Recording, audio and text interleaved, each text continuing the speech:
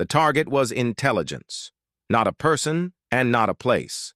A communications relay deep inside Jacari-held space, where three fractured fleet commands were converging their invasion plans into a single transmission before scattering the pieces across a dozen encrypted channels.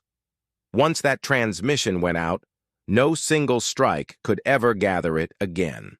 For 6 hours, and 6 hours only, everything the Jacari intended to do to the Order's border worlds in the coming season sat in one place, behind one set of walls, guarded by one garrison that did not yet know how badly it had been found.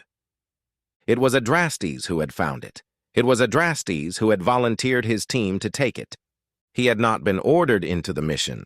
He had walked into a war room 3 days earlier, laid the intercepted fragments across a table himself, half-decoded traffic, fragments of a signal pattern nobody else had thought worth the hours it took to reconstruct, and told the council precisely what he saw coming if no one acted. A coordinated season of strikes against a dozen border worlds, timed to land before the Order could reposition to meet them. Precise. Unstoppable if it was allowed to finish assembling itself.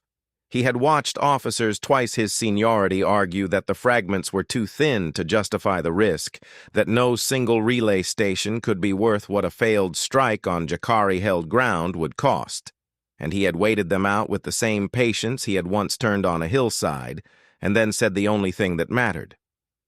"I've seen this shape before it's finished forming. That's the only advantage we have left, and it expires in 6 hours." No one had asked Sigma-8 to bleed for this. Adrastes had asked them himself, standing in the transport bay afterward with the mission laid out plainly, the target, the window, the risk, understated by not one word, and every one of them had said yes before he finished the sentence. In the transport's hold, in the last quiet minutes, the team readied itself separately, competently, each in a private ritual none of the others commented on. The pilot ran his hands along his harness twice, murmuring numbers under his breath that had nothing to do with the mission and everything to do with steadying his own hands. The medic checked her kit for the 3rd time, though it had not changed since the 2nd. The marksman sat motionless, eyes closed, in the particular stillness of a man conserving something. The demolition specialist hummed, off-key, a tune none of them had ever asked the name of. Adrastes moved among them once, before a drop, not to inspect, not to command, simply to be seen doing it. He said nothing important to any of them. He never did. It had never occurred to him that anything important needed saying, because in 6 years together, nothing had ever gone wrong enough to prove him mistaken. 90 seconds, the pilot said. The medic caught Adrastes' eye across the hold, the way she did every time before a drop that mattered more than the others, not from nerves, but from a kind of private accounting she performed and never explained. "If this goes the way you've read it," she said, "we're back aboard by morning with the whole season's worth of their plans in a data core the size of my fist." That's the read. And if it doesn't? It was the kind of question no one else on the team would have asked him, and the kind he had never once, in 6 years, answered honestly. He answered it now with the same instinct he brought to every operational question: the shape of a plan, not the shape of a fear. "Then we adapt to what the field actually is, instead of what I believed it to be, and we come home anyway." She held his gaze a moment longer than the answer required, as though she had asked a second question underneath the first one and was still waiting on it. Then she said nothing further, and went back to the kit she had already checked twice. Adrastes looked at the 4 faces around him, competent, calm, entirely unafraid, and felt for the first time in longer than he could place something he had no immediate use for and therefore did not examine. He filed it away, the way he filed everything that was not the mission, and turned to the door. The insertion. The relay station sat inside a fortified compound on the edge of a Jacari-held moon. Its bioluminescent perimeter lights the only warmth in an otherwise dead, airless landscape. Sigma-8 went in dark, fast, and precise. 5 shapes moving through a facility that had no idea it was already lost. The first 20 minutes went exactly as Adrastes had read them. He had walked this ground 100 times before ever setting foot on it, turning fragments of surveillance and old reconnaissance into a complete breathing map of the compound's routines, where the patrols thinned, where the shift changes left gaps, where the garrison's confidence had calcified into carelessness. Every door was where he said it would be. Every guard rotation broke exactly on his mark. "You'd almost think they were expecting us to be right," the marksman murmured, dropping a sentry without breaking stride, his hands steady, clean, controlled, for now. "They're not expecting anything," Adrastes said. "That's the entire plan." They reached the relay's data core with 11 minutes to spare, moving through corridors lit by the same cold, bioluminescent glow that ringed the compound's perimeter, the air recycled and metallic, tasting faintly of the coolant that ran the facility's systems. Every readout Adrastes carried in his gauntlet matched the ground beneath his boots exactly. Patrol gaps precisely where predicted, the garrison's rhythm as sluggish and overconfident as 6 months of surveillance had promised it would be. It was, by every measure his gift could offer him, a flawless read of a flawless field. The pilot held the corridor, narrating his own breathing under his breath, a habit the others had long since stopped hearing as strange. The demolition specialist worked the vault door with the patience of a man who had never once failed to open something he'd decided to open, humming his tuneless hum low enough that only the wall itself could hear it. The medic stood ready with nothing to do yet, which was its own kind of ready. The marksman held the rear approach in the particular stillness that meant, to anyone who knew him, that he had already counted every angle a threat could arrive from and found none of them worth his attention. "Vault's old," the demolition specialist muttered, running a gloved hand along a seam in the housing. "Older than the rest of this place. Somebody didn't want this door opened easily." "Somebody didn't expect anyone good enough to try," Adrastes said. "Door's open," the demolition specialist said. Adrastes went in alone for the delicate part, as he always insisted, and pulled the data cache from its housing with hands that did not shake. 6 hours of window. 11 minutes gone. He should have felt nothing but the clean satisfaction of a plan executing exactly as read. He felt instead, for 1/2 of 1 second, something he did not have time to name before the first alarm began to sing through the walls. The field that read wrong. It was not carelessness. It was not a door left unlocked or a guard who noticed too late. It took Adrastes the better part of an hour, fighting for his life, to understand what had actually happened. And by then, it no longer mattered that he understood it. The garrison's carelessness had not been real. It had been built deliberately, patiently, over months, by someone who understood exactly how a mind like his worked. A mind that read patterns and trusted them, that saw a field and believed the field was telling the truth about itself. Every gap in the patrol schedule, every predictable rotation, every piece of aging, careless-looking security had been placed there on purpose, shaped specifically to be found by exactly the kind of commander who found things others missed. The trap had not been sprung on his blind spot. It had been built directly on top of his greatest gift, using it as the mechanism of its own execution. He had read the field perfectly. The field had been lying to him from the very beginning, in a language built to sound, to a man like him, like the truth. The compound came alive around them all at once. Not a scramble, not a panic, but a closing door, coordinated and total, every exit sealing in the same 3 seconds. Jacari soldiers poured from positions that had not existed on any surveillance pass, because they had not been there until the moment the trap needed them to be. "Fall back to the insertion point!" Adrastes' voice cut through the comm, already moving, already reading the new field forming around them in real time. But the ground had changed under him faster than any ground ever had, and for the first time in his life, the shape of what was coming would not resolve. The pilot went down first, in the corridor he had held with such quiet confidence, 3 shots finding the gap between one narrated breath and the next. He did not have time to finish the number he was counting.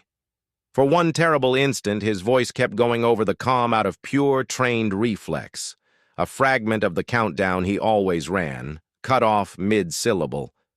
And then there was only the sound of bodies moving through smoke and the compound's alarms singing against every wall at once. The field that would not resolve.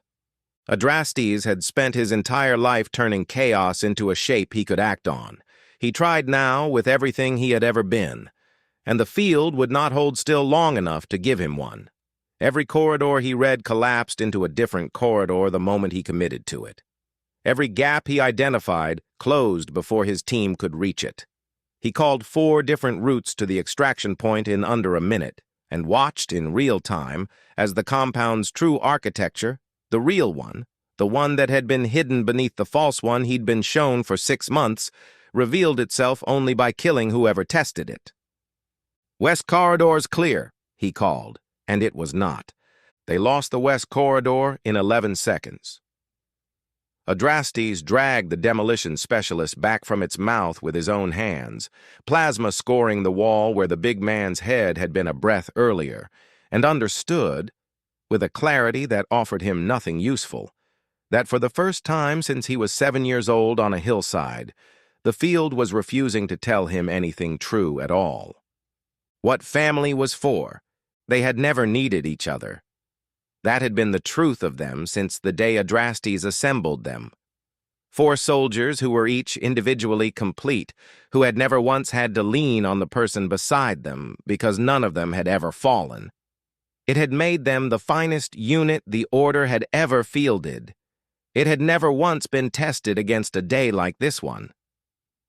The medic reached the pilot in under 4 seconds, hands already glowing with field medicine, and for the first time in 6 years of service, she did not know what to do with what she found, because nothing in her training had prepared her for grief arriving at the same instant as the wound. She worked anyway. Her hands, which had never once shaken in 6 years, shook now. The marksman held the doorway over her, firing without pause, without the ritual stillness he needed before every shot, because there was no time left for ritual. And something in him broke quietly, invisibly, in the gap between the man he had trained to be and the man the moment required him to become.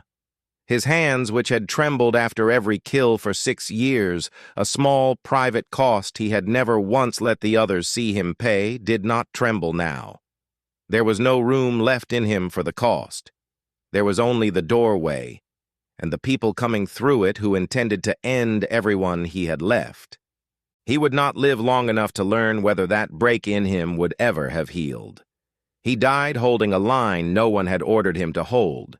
3 enemy soldiers between him and the medic he had spent the last 10 minutes of his life protecting, and if his hands shook one final time in that last second, no one was left close enough to see it. The demolition specialist came through the wall itself, tearing an escape route where none existed, roaring not with fear now, but with something close to fury, the specific fury of a man who had spent his whole life terrified of being left behind, discovering in his final hour that the thing he actually feared was being unable to stop it from happening to someone else. "Go!" he bellowed, holding the breach alone against a tide that did not thin. "I have this! Go!" It was, everyone who had ever served beside him would later agree, the least believable lie he had told in 6 years, and the only one any of them had ever wanted to hear him tell. He had spent his whole short life terrified of silence, of being left somewhere no one would notice he was missing, and here at the end of it he was choosing that exact silence for himself, on purpose, so that 3 other people would not have to learn what it felt like. When the last of the enemy finally broke through his line, he was still humming, tunelessly, the same 3 notes none of them had ever asked the name of, and the sound of it was the last thing the marksman heard before the doorway went dark behind him.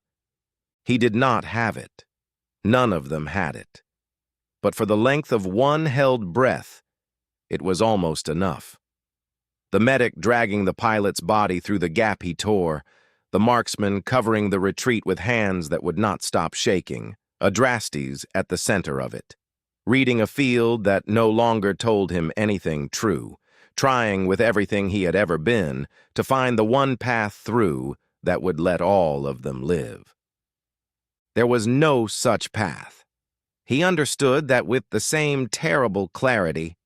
He understood everything, arriving this time far too late to matter. He watched the marksman fall protecting a doorway that no longer led anywhere. He watched the demolition specialist go down still roaring, still trying to buy a future for people who had already run out of time to use it. He reached the medic as the last shot found her, and for 1/2 of 1 second her eyes found his, and he understood completely, finally, with his whole broken gift, exactly what she needed from him in that moment, exactly what all of them had needed from him across 6 years he had spent reading fields instead of faces. He had nothing left to give any of them but the truth. He gave her that. "I see you," he said. "I always saw you. I was only ever looking at the wrong things." She did not answer. There was no more time left for her to. Her hand, still glowing faintly with the medicine she had spent on everyone but herself, went slack in his, and Adrastes knelt in the wreckage of the vault corridor, holding the hand of the one person on his team he had never once managed to see clearly until the exact moment it stopped mattering. What remained? He does not remember afterward exactly how he killed the last of them, or how many there were, or how badly he was already bleeding by the time the corridor finally went quiet. He remembers only that when it ended, he was still standing, and no one else was, and the 4 people he had spent 6 years failing to see clearly were lying in the wreckage of a room they had died trying to leave. He went to each of them. It cost him time he did not have and blood he could not spare, and he did it anyway, because it was the only thing left that was his to do.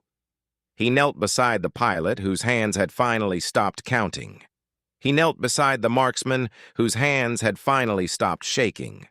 He knelt beside the demolition specialist, silent at last, in a silence that had frightened him his whole short life and could not touch him anymore. He knelt beside the medic longest of all. Then his legs would no longer hold him, and he went down among them and did not get up again. The dark that came for him after that was not peaceful. It arrived in pieces, interrupted by pain, by the wet sound of his own breathing, by a cold that had nothing to do with the temperature of the room. Somewhere in the drifting space between one piece of dark and the next, he found himself on a hillside he had not stood on in decades, with a woman's hands on his face and a promise he had made at 7 years old that he had never once, in all the years since, taken out and examined. Keep one thing they can't take. Just one. He had spent his whole life believing he understood exactly what that thing was supposed to be. Some private, guarded piece of himself, hidden away where the orders shaping hands could never reach it.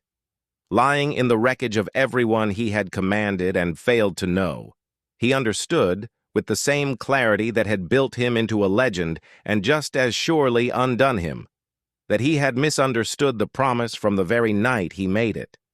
The thing that could not be taken was never a secret. It was the plain, unhidden fact of seeing another person clearly and letting them know they had been seen. He had kept nothing.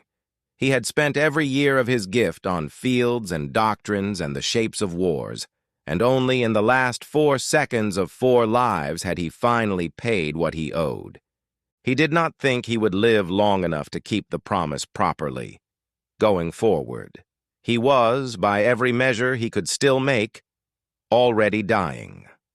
The boy who was sent to learn. Romulus had been with the Order less than a season, taken from a world and a war he still dreamed about most nights, and he did not yet fully understand the shape of the thing he now served. He understood orders. He understood that Sigma-8 had gone dark on a mission 6 hours past its window, and that a green commander with no combat record worth the name had been sent, not to rescue anyone. No one had suggested rescue was a possibility left on the table, but simply to walk the ground and confirm what everyone above him already assumed. He was there to learn the shape of a defeat, not to prevent one. It was, by any reasonable accounting, the least dangerous and least important task the Order could have handed a man they were still deciding whether to trust. He came from a world of legions and standards and the particular discipline of men who had learned to hold a line shoulder to shoulder, a discipline that translated oddly and usefully into the Order's own doctrine of unity above individual glory, though no one had yet noticed the resemblance enough to remark on it. He still dreamed in Latin some nights, though he had not spoken it aloud in months. He had not yet killed anyone in this war, a fact he carried privately and did not know whether to be grateful for or ashamed of. He found the compound in ruins, the fighting long since finished. Silence sitting over it the particular way silence sits over a place that has recently held a great deal of noise. The air still carried the metallic taste of spent plasma and something else beneath it, coppery and final. He moved through it carefully, patiently, cataloging rather than assuming, noting the direction of scorch marks, the positions of the fallen, the shape of a fight that had clearly not gone the way its planners intended, though he had not yet been trained well enough to read all of what the shapes were telling him. It was a habit that would define the whole rest of his impossibly long life, and had not yet earned him a single word of reputation. He found the data core first, still miraculously intact, the mission's entire purpose sitting untouched in a dead man's hands, 3 meters from where he'd fallen. Romulus knelt and recovered it, and did not yet know that this single act would, in the smallest way, justify everything Sigma-8 had bled for that day.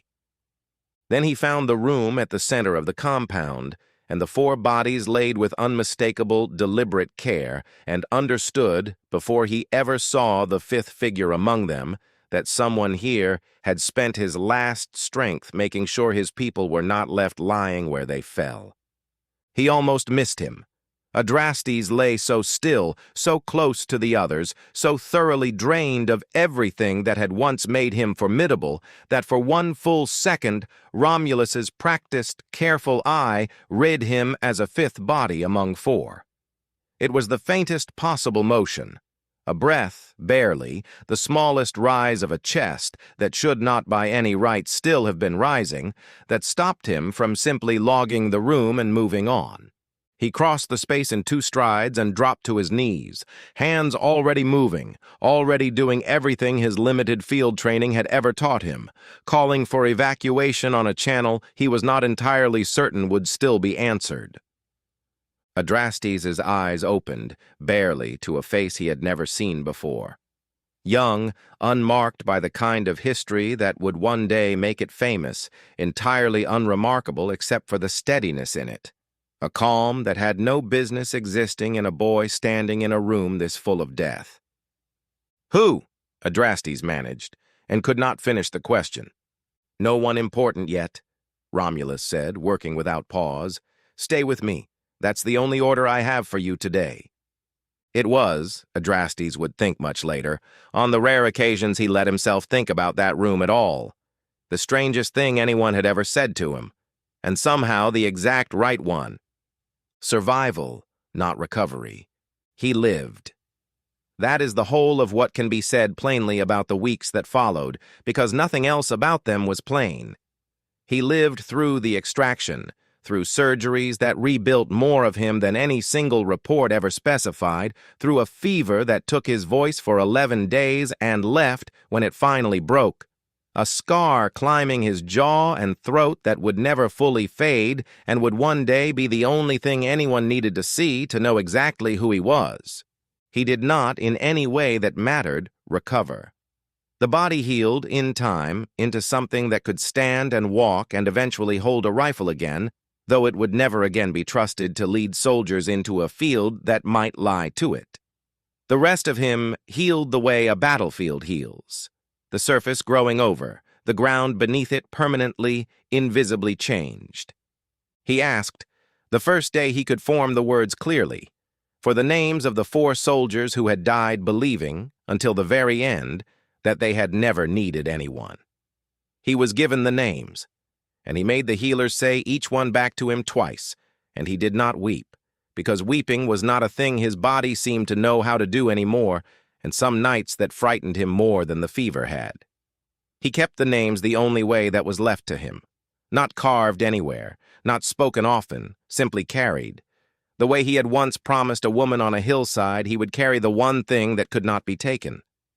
The reports that followed in the weeks after called it an intelligence failure of unknown origin, a compound whose true defenses had never appeared on any prior survey, a trap sprung with a precision no Jacari garrison on record had ever demonstrated before, or would again.